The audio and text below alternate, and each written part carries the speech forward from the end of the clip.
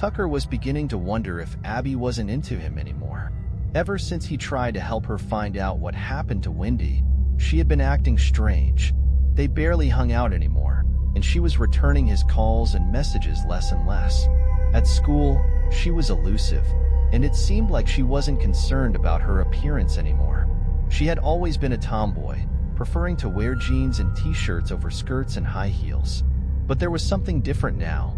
Now her outfits looked thrown together instead of having some sort of cohesion. And her hair, it was like she hadn't combed it in months. It wasn't like he really cared about how she looked, but he knew that something terrible must have happened. Did it have something to do with Wendy? But worse than all of that, she was always acting like someone was following her. Once, when he went over to her house to hang out, she insisted that they close all of the curtains and double-check the locks on every single window and door.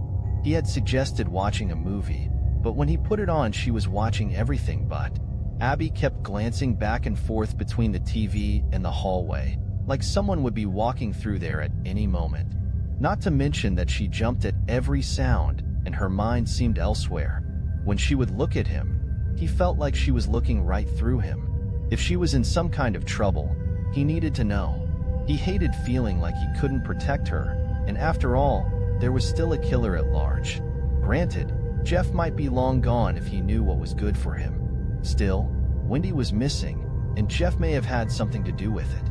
Tucker decided to stop by her house after school to confront her about what was going on. It had been 3 weeks since he hacked into Wendy's computer for her, and since then he has heard no more talk about finding her from Abby. As Tucker was about to leave his house for Abby's, he heard the phone ring. He considered ignoring it, but then he remembered that his parents were out for a date night. He dashed into the kitchen and picked it up on the 4th ring. Hello? Hello, Tucker? Abby, is that you? I was just about to come over. No, don't come over. Why not? You've been acting so weird lately. Are we even still together? There was a pause, and he heard her take a deep breath. I'm really sorry, Tuck. I made a mistake. What mistake? Tucker asked, desperate. It doesn't matter. I just wanted to let you know that I love you. And also, thank you for everything. I love you too, but what's going on, Abby? Is this about Wendy? Have you found her? Is she coming back? There was another pause, and then, I don't think she's ever coming back, Tuck. What? Why? No matter what happens, Tuck, no matter what, don't come looking for me. Don't ask questions. I want you to keep on living and have a good life. What are you talking about? Where are you going? Abby. Goodbye, Tucker. I love you. Abby, wait. But she had already hung up. Tucker slowly put the phone back on the receiver and slumped against the wall. He couldn't be sure. Maybe his mind was playing tricks on him. Right before Abby hung up the phone, he thought he heard an ominous male voice chuckling in the background. Tucker wasted no time jumping into his 1999 Chevy Silverado and speeding over to Abby's place. It only takes about 5 minutes to get to her house from his, so when he got there and banged on the door, he was surprised when no one answered. Tucker looked through the window next to the door, but the house was completely dark. He called out to her, but still, there was no answer. He ran around to the side of the house, and even to the back door, but he couldn't see or hear anything. She was gone. After waiting almost an hour on her doorstep, Tucker scribbled a note on some mail using a pen he happened to have in his truck. When he got home, he waited for hours, but she never called him. Finally, he decided to call her and really lay into her. Hello? Hi, this is Tucker. May I speak to Abby? I'm sorry, Tuck. She isn't home. In fact, I thought she would be with you. No, ma'am. I haven't seen her since we talked earlier. Well, that's strange. I wonder where she could be. Tucker paused for a moment. Then, I don't mean to alarm you, ma'am, but I think you should call the police. It was Wendy all over again. Abby had simply vanished, and no one knew why. Some people wondered if she had gone to find Wendy. Others were convinced that her disappearance was linked to the other disappearances happening around town. But a smaller percentage, including Tucker, believed that a certain killer was the culprit. And Tucker was determined to find out if his suspicions were true. Tucker wasn't the only one who wanted answers. Abby's parents were sick with worry, and they exhausted every resource possible in order to find her. They called the police station daily, demanding any news that they had. They even had the police go through Abby's things. Unlike Wendy, what the police couldn't understand was why, just like with Wendy, none of her things were missing. It was as if she had just gotten up and walked out. There was no note, no clues, nothing. By the time a month had gone by, the police were ready to give up their search and label her as a runaway despite the evidence against that claim. Her parents were frantic. As time went on, they felt more and more alone in their search. Search parties and calls with information were occurring less, and the police began to brush them off. They were never the best police force anyway, because nothing really happened in that town. But there was one other person who was not ready to give up. Tucker began his own little investigation, beginning with asking after her around town. He picked a Saturday morning to begin, and by that Saturday afternoon he had gotten nowhere. No one had seen her the day she disappeared. No one had even seen her around that time because she barely went anywhere besides school in those last few weeks. Tucker was wondering what he should do next when he realized something. The day when everything changed was the same day that he had hacked into Wendy's computer. There must have been something important on there that she had found after he left. He realized that he would have to go back to her house and find out what it was. Instead of driving over to her house, he left his car at his house and jogged over to Abby's. He kept in constant contact with her parents, so he knew that Saturdays were when they both went out to do what they could to find their daughter, whether it's search for her, hand out flyers, or haunt the police station for any leads. Once he got there, he found the extra key hidden in a flower pot and headed up to her room. Glancing at the clock and noting the time, he quickly went to work.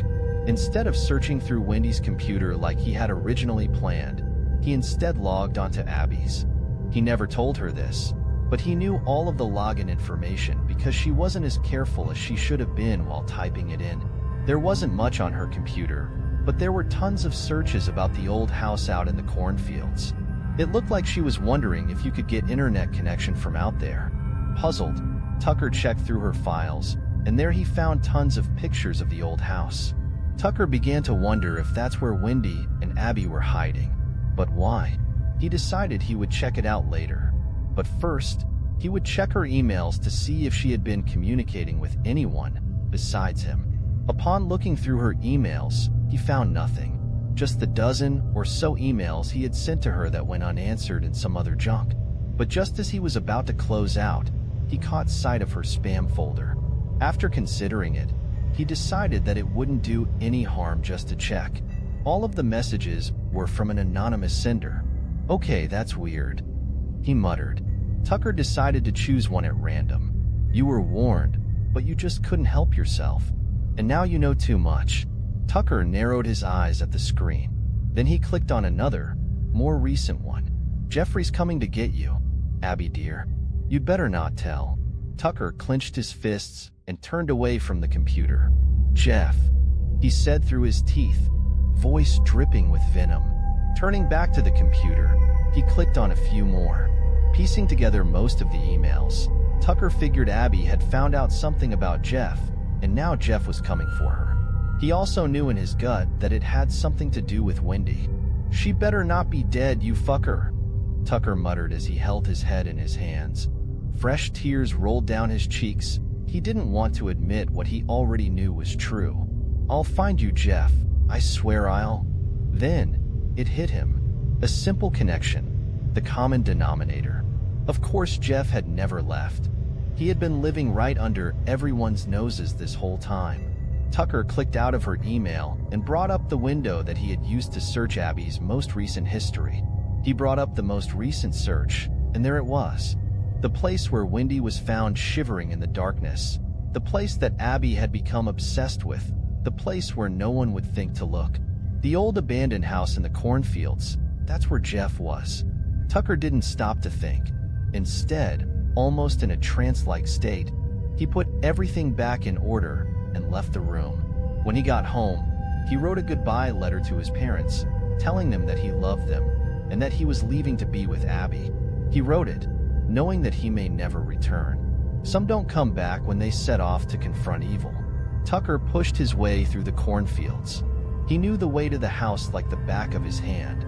He shook away the thoughts that tried to force their way into his head of him, Abby, and other neighborhood kids playing out here when they were younger.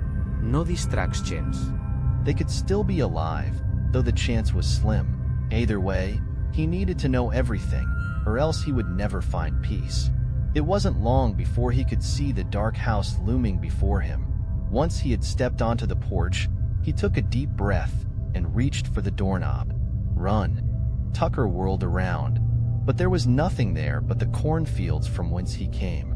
Abby, he whispered. He could have sworn he had heard her just now, but that was impossible. It must have been his imagination, or the wind whispering through the fields. Or maybe it was his subconscious crying out for him to get as far away from this place as he could, and it took on the voice of the person who was always on his mind. But it was too late. He was here now, and the fear that gripped him and shook him to the bone was not enough to stop him. Once again he closed his eyes, took a deep breath, and opened the door. The smell of death and rot immediately slapped him in the face and forced him to take a step back.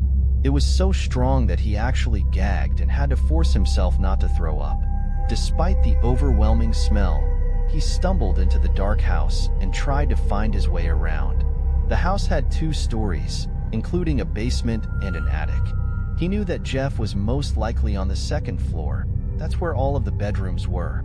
Tucker closed his eyes as he tried not to think about all the times that he and Abby had snuck out here to make out in the master bedroom. Strangely enough, the house was fully furnished with ancient furniture and old photographs. It was the perfect place for a killer to hang around, but there was no electricity, so how in the world could he survive here? Darkness. He was a creature of the darkness, that's why. After finding the stairway, he started to climb it only to slip on some sort of dark liquid. Luckily, he caught himself on the railing, but that also was covered in warm liquid. Tucker quickly pulled his hand away, knowing what it very well could be. He tiptoed up the stairs, but stopped at the top. He cocked his head to the side and listened. There was a sound coming from his right, a very distinct sound, like something heavy was being dragged across the floor. Tucker gulped and headed towards the sound.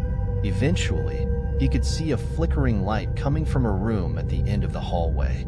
There was also what Tucker assumed to be a blood trail and bloody footprints leading into that room.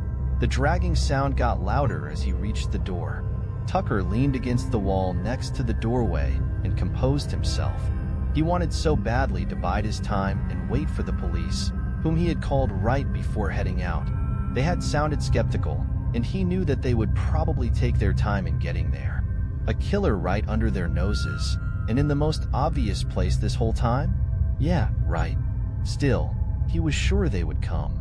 But he couldn't wait for whenever that may be at the risk of Jeff escaping.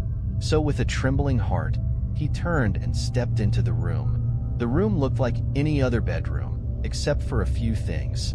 For one, there was nothing in it but a large bed, a desk with a computer and one candle on it, and another, smaller, doorway. From what Tucker could make out in the dim light, the walls and floor were covered in splotches of blood, some of them spelling out actual words. Tucker couldn't read what the words said, but it wasn't important to him at the moment. What was important were the 2 figures in the room that had stopped moving as soon as he stepped in. The first figure he saw was a young woman lying on the floor. She was dead, her body nearly cut in 2 and its contents spilling out around her. He could see her empty eyes in the candlelight, wide and staring. She looked to be very beautiful, with long blood-stained blonde hair and gray eyes. Her hand was being held in another hand, belonging to the one who had dragged her broken body all the way up the stairs to this very room. It seemed to be in the middle of dragging her to the second door, because its hand had frozen in the middle of reaching for the doorknob. This figure was standing just out of the candle's range, so it was consumed by shadows. But Tucker knew exactly who it was. Jeff.